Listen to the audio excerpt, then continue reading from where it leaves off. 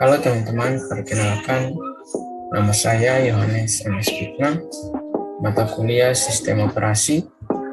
Saya berasal dari Universitas Kristen Indonesia Maluku.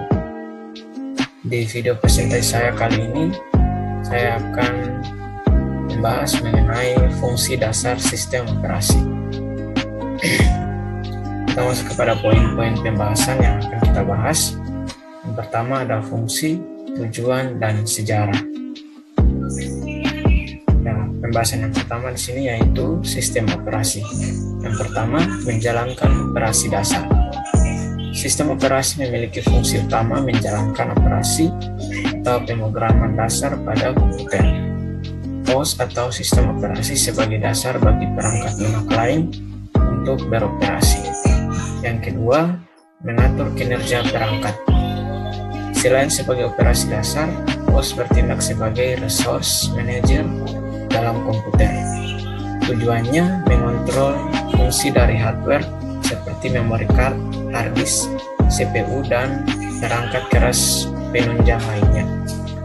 Bahkan OS diatur menjadi starter penghubung aplikasi lain dengan hardware. Kemudian yang berikut, yang ketiga, penyampaian program atau aplikasi. Beragam aplikasi dalam komputer bukan hanya tersimpan dalam ruang penyimpanan, melainkan berada di dalam sistem operasi. Secara tidak langsung, aplikasi tersebut melekat pada OS dan hanya bisa dijalankan jika OS beroperasi. Yang keempat, menampilkan visualisasi laman. Tampilan laman pada layar komputer atau smartphone rupanya berasal dari pengolah sistem operasi. OS dengan cerdas akan mengelola bahasa pemrograman dari CPU, kemudian ditampilkan dalam bentuk grafis, teks, video, audio sesuai dengan yang ada pada laman tersebut. Yang kelima, mengamankan program. Sistem operasi definisinya tidak hanya sebagai perangkat lunak, melainkan membawa fungsi penting sebagai sistem pengaman ketika user sedang menjalankan suatu program. Hal ini sangat dibutuhkan untuk mencegah malware dan kejahatan cyber lainnya. Kemudian yang berikut, tujuan sistem operasi. Tujuan dari sistem operasi dilansir dari OS2Works adalah untuk mengatur dan mengontrol perangkat keras dan perangkat lunak sehingga perangkat yang ditempatinya bisa diatur dan dikendalikan dengan cara yang fleksibel tetapi dapat diprediksi. Kemudian yang berikut, sejarah sistem operasi komputer. Sejarah sistem operasi komputer. Sistem operasi komputer mengalami perkembangan yang sangat cepat. Jika dibandingkan dengan sistem operasi komputer terdahulu, maka sistem operasi yang kita rasakan sekarang ini adalah bentuk dari perkembangan sistem operasi tersebut. Kemudian sistem operasi generasi pertama tahun 1945 sampai dengan 1955. Sistem operasi generasi pertama merupakan awal perkembangan sistem komputasi elektronik sebagai pengganti sistem komputasi mekanik.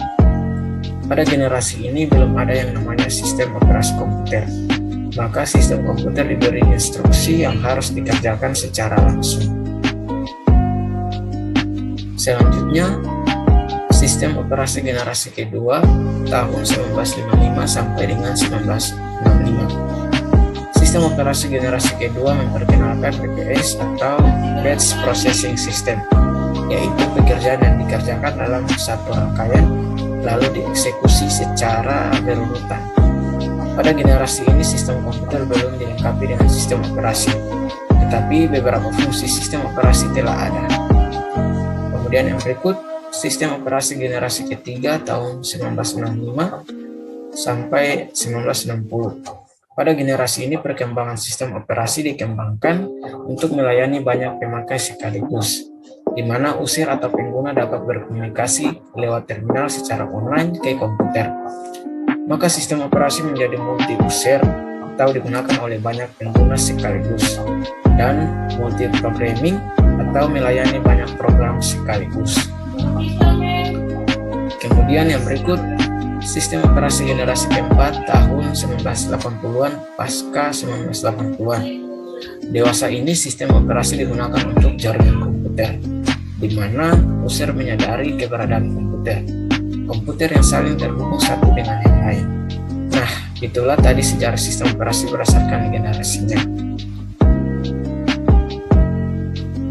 Kemudian yang terakhir, struktur DMA atau Direct Memory Access. Direct Memory Access adalah suatu metode pengguna I atau O di mana device controller langsung berhubungan dengan memori utama tanpa intervensi CPU. Setelah mainset, burger, printer, dan counter untuk perangkat I atau O, device controller dan transfer blok data langsung ke penyimpanan. DMA digunakan sebagai perangkat I atau O berkecepatan tinggi yang mampu mengirim informasi yang mendekati kecepatan memori. Hanya terdapat satu instruksi yang dihasilkan per blok, yang berbeda dengan perangkat yang mempunyai kecepatan tenda di mana instruksi terjadi per byte. Nah, itulah presentasi video singkat dari saya. Kurang dan lebihnya saya mohon maaf. Dan jangan lupa like, comment, dan subscribe. Dan semoga video ini bermanfaat bagi kita semua. Akhir kata, sekian dan terima kasih.